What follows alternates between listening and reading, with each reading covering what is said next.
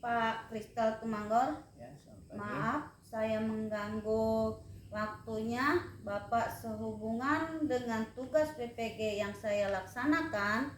Saya mengidentifikasi beberapa permasalahan dan saya memerlukan tanggapan maupun masukan dari Bapak mengenai identifikasi yang saya ajukan nanti. Di antaranya adalah nomor 1, bagaimana pendapat Bapak Kristal Tumanggor SPD MA selaku wakil kepala sekolah terkait motivasi dan minat belajar peserta didik yang rendah? Terima kasih Bu Leni. Masalah motivasi belajar siswa yang rendah itu disebabkan oleh hal-hal seperti masalah sekolah peserta didik dan siswa yang bersekolah di semester 1 ke kelas tengah, di mana peserta didik tersebut berasal dari berbagai daerah di hulu sungai Kapuas. Ya, sehari-hari mereka sudah terbiasa, baik itu pulang sekolah, mereka selalu membantu orang tua untuk bekerja, sehingga mereka kadang-kadang lebih mementingkan pekerjaan daripada sekolah. Namun demikian, ada juga memang beberapa siswa yang sudah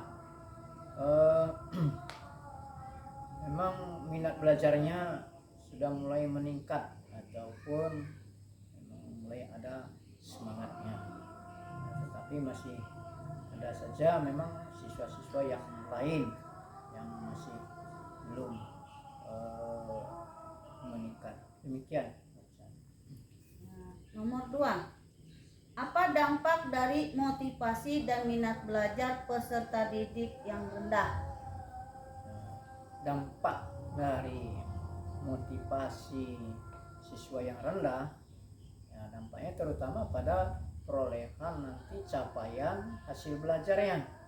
Itu tentu saja ya mungkin tidak mencapai seperti yang diharapkan oleh Bapak Ibu Guru, dan Bapak Ibu Guru akan berusaha dan menuntut kerja keras Bapak Ibu Guru. Mungkin mereka memberikan remedial ataupun mungkin mereka yang memberikan pelajaran-pelajaran ataupun mungkin ulangan-ulangan ataupun penilaian-penilaian berikutnya. Demikian. Yang ketiga, menurut Bapak Kristal Tumanggor SPD MA selaku wakil kepala sekolah, faktor-faktor apa saja yang mempengaruhi minat belajar peserta didik? Faktor-faktor yang mempengaruhi minat belajar peserta didik, ya. Seperti di awal tadi, ada beberapa faktor mempengaruhi minat belajar. Yang pertama adalah faktor dari keluarga. Dari keluarga yang kalau di semester 1 ke kelas tengah lebih banyak para keluarga orang tua adalah bekerja sebagai penambang dan petani, dan mereka lebih sering membantu orang tuanya bekerja. Nah, ini faktor dari keluarga. Kemudian faktor lingkungan. Lingkungannya juga seperti petani ataupun penambang. Faktor yang lain adalah dorongan ataupun motivasi, mungkin orang tua di rumah, ya, orang tua di rumah ya masih kurang. Dan faktor dari siswa itu sendiri, mereka ya, belum menemukan jati diri mereka, belum menemukan apa itu tujuan yang mereka harapkan dari sekolah itu. Demikian. Yang keempat, jelaskan faktor-faktor apa saja yang dapat mempengaruhi peserta didik yang memiliki gangguan belajar sehingga sulit membaca dan berbicara dengan baik. Faktor yang dapat mengganggu ya kesulitan mereka belajar ya.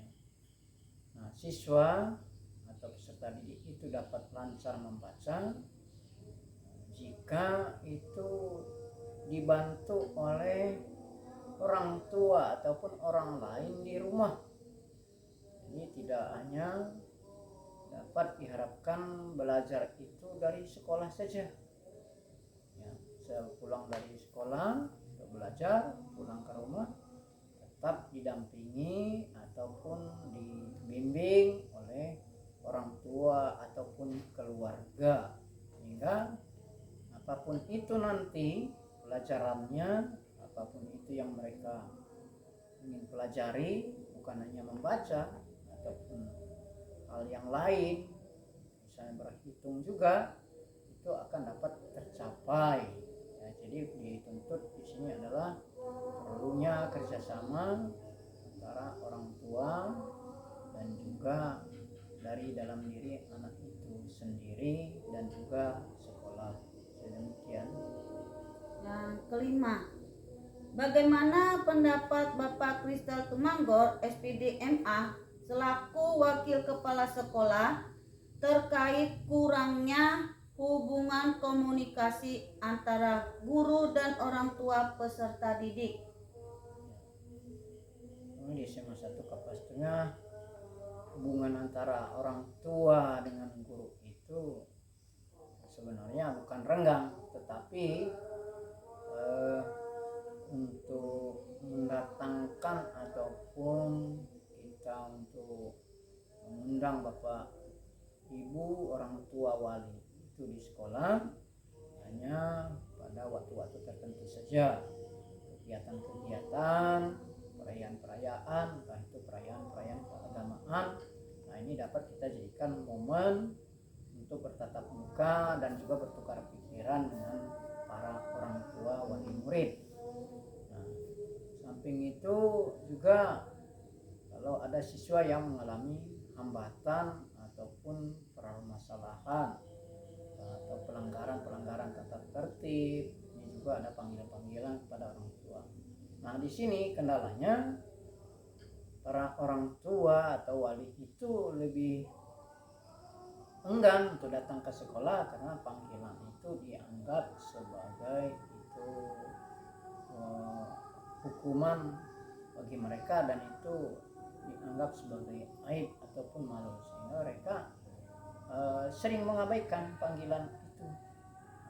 Ada memang beberapa orang tua siswa yang memang secara sadar ya, hadir dan juga ya, mau dan memang sangat menerima apa itu yang disampaikan oleh Pak Sekolah. Nah, ini kita hargai untuk mereka yang memang sudah bisa dapat hadir. Nah, ini hubungannya itu sebenarnya baik saja, hanya saja para orang tua wali itu menganggap kalau ada panggilan itu dianggap sebagai aib bagi mereka, itu